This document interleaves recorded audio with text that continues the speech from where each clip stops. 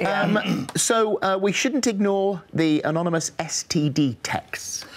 Yes, sexually transmitted diseases or sexually transmitted infections, as we tend to call them now.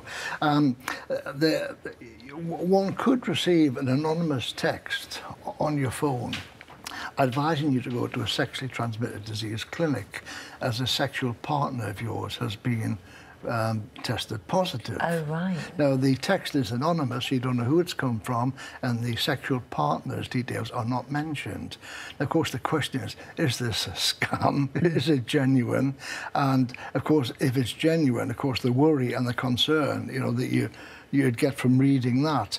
But basically, the World Health Organization did a study of 5,000 patients, and they used this sort of a anonymous online service. So when patients were diagnosed with a sexually transmitted disease, they asked them about their partners, and they contacted the partners anonymously, saying, come along for a test.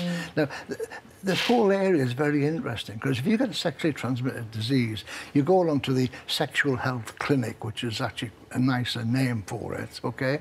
And you're tested. If it's positive, they want to know about your partners, because you've caught it from somebody.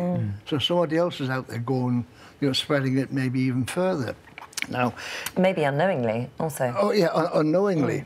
So it's very important to try and trace the partners. When you go to a clinic, you know, you can give a false name, so you're anonymous. Your GP isn't notified, so it's quite nonsense. But let me just tell you a short story. I had a patient came to see me many years ago, and she had a vaginal discharge. I did a swab, and she had a sexually transmitted infection.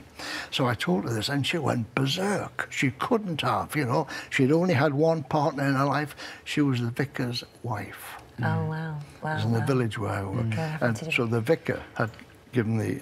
Now, the concerns there were... I couldn't tell the vicar, it's confidential with the patient. The records are in the patient's envelope, written there, the staff can see it. Yeah. You know, it's a very difficult situation. Anyway, I never saw her again, I never saw the vicar. I was concerned, the vicar came to see me. Hell of a story. Yeah. Oh, I've got loads of those. Yeah, no, stop now, please.